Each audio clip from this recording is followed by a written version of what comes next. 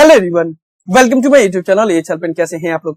इस वीडियो में हम लोग एक ऐसे टॉपिक के ऊपर बात करने वाले हैं जो इग्नू के मैक्सिमम स्टूडेंट्स के अंदर ये डाउट जरूर रहता है कि क्या इग्नू का एग्जाम बिना रीजनल सेंटर चेंज किए इंडिया में कहीं पे भी दिया जा सकता है या नहीं दिया जा सकता। अगर दिया जा सकता है तो उसके लिए क्या प्रोसीड्यूर आप लोग को फॉलो करना होगा। तो इस वीडियो को आप लोग देखते जाइए। इस टॉपिक के ऊपर जो भी डाउट है उसके बारे में हम लोग डिटेल में बात करेंगे और ये वीडियो देखने के बाद से मुझे उम्मीद है कि आप लोग का इस टॉपिक के ऊपर कोई भी डाउट नहीं रहेगा। इसलिए आप वीडियो को ध्यान से देखिएगा। वीडियो पसंद आए तो वीडियो को लाइक जरूर कर दिएगा और कोई भी डाउट हो तो अब तो आप लोग मुझे डायरेक्टली कॉल कर सकते हो और कॉल करके कोई भी डाउट हो मुझसे पर्सनली पूछ सकते हो। ज्यादा इन्फॉर्मेशन के लिए कि कैसे कॉल करना है ऊपर कार्ड में दिया हुआ वीडियो का लिंक चेक करें, उससे आपको समझ में आ जाएगा। अब देखो, ये डाउट आता इसलिए है क्योंकि आप लोग को पता होगा कि इग्नू में मैक्सिमम स्टूडेंट्स ऐसे ही रहते हैं जो काम भी करते हैं, पढ़ाई भी करते हैं। अगर किसी वजह से आपका एक दो एग्जाम ही बाकी बचा है और आपका ट्रांसफर कहीं और सिटी में हो गया, सपोज कोई स्टूडेंट कोलकाता का है और उसका ट्रांसफर मुंबई में हो गया, कोई स्टूडेंट देवघर का है उसका ट्रांसफर दिल्ली में हो गया, तो उस सूरत में क्या होगा? क्या उनको रीजनल सेंटर भी अपना चेंज करवाना होगा?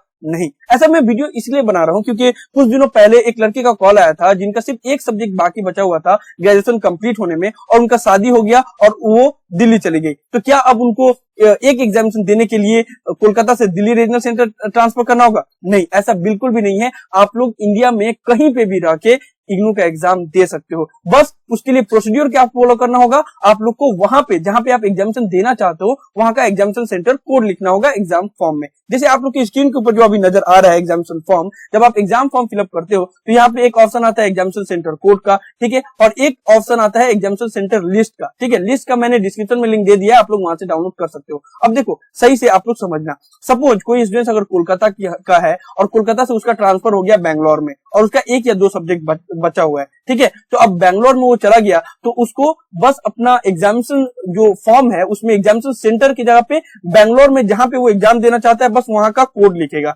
एग्जामिनेशन सेंटर कोड, ठीक है। एग्जामिनेशन सेंटर कोड क्या है?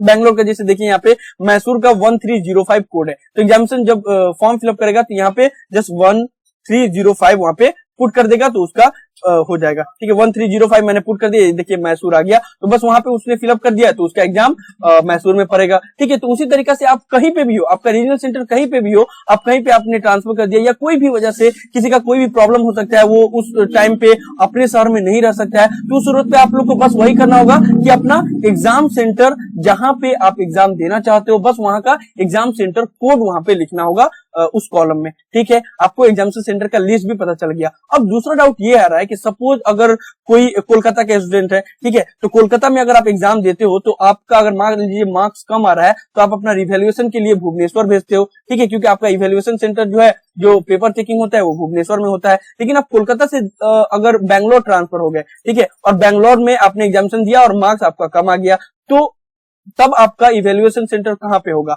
और आपका पेपर चेकिंग कहां पे होगा? रिवैल्यूएशन करवाना है तब आपको कहां पे अप्लाई करना होगा? तो देखो, होता यह है कि जहां पे आपका एग्जाम सेंटर है उसके ऊपर डिपेंड करता है कि इवैल्यूएशन सेंटर कहां है, ये नहीं कि रीजनल सेंटर की वजह से डिपेंड करता है। जहां पे आपने एग्जामिनेशन दिया, जैसे कोई चाहे कोलकाता का हो या कहीं का हो, अगर पुणे में उसने एग्जामिनेशन दिया तो उसका जो इवैल्यूएशन सेंटर होगा वो कोची में होगा, उसका जो पेपर चेकिंग होगा वो कोची में होगा, भले वो उसका रीजनल सेंटर कहीं पे भी हो। जहां पे आपने एग्जामिनेशन दिया वहां के ऊपर उसके ऊपर डिपेंड करता है कि इवैल्यूएशन सेंटर कहां है, पेपर चेकिंग आपका कहां पे होगा। कोई स्टूडेंट कहीं का हो, अगर मतलब सपोज अगर कोई स्टूडेंट कोई और प्लेस का हो लेकिन उसने भागलपुर में एग्जामिनेशन दिया, तो भागलपुर में अगर वो एग्जामिनेशन दिया तो उसका इवैल्यूएशन सेंटर होगा भोपाल, उसका पेपर चेकिंग भी होगा भोपाल और उसको फोटोकॉपी ऑफ आंसर शीट मंगवाना है तभी उसको भोपाल सेंड करना होगा एप्लीकेशन, या अगर इवैल्यूएशन के लिए करना है तभी भोपाल करना होगा। अगर कोई स्टूडेंट किसी भी जगह का है लेकिन उसने एग्जामिनेशन दिया चंडीगढ़ में तो उसको अपना पेपर चेकिंग उसका कहां पे होगा? लखनऊ में, और रिवैल्यूएशन भी कहां पे होगा? लखनऊ में, फोटोकॉपी भी मंगवाना होगा तो लखनऊ में।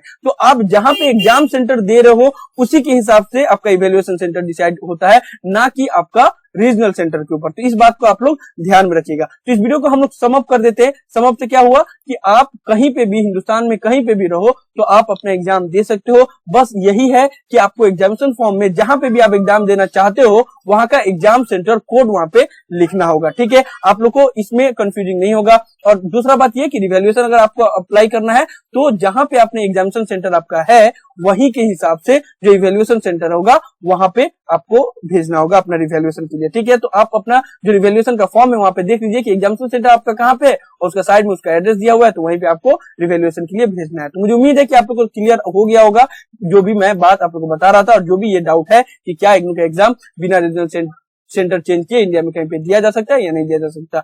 मुझे उम्मीद है कि आप लोग को ये वीडियो पसंद आया होगा। वीडियो को लाइक जरूर कर दे। इसके अलावा इसके ऊपर अगर और भी कोई डाउट हो तो आप लोग नीचे कमेंट बॉक्स में जरूर लिखें। ज्यादा अर्जेंट हो तो आप लोग मुझे कॉल भी कर सकते हो और कोई भी डाउट हो तो आप लोग नीचे कमेंट बॉक्स में भी लिख सकते हो। So thank you so much for watching this video. Have a awesome day. Thank you so much.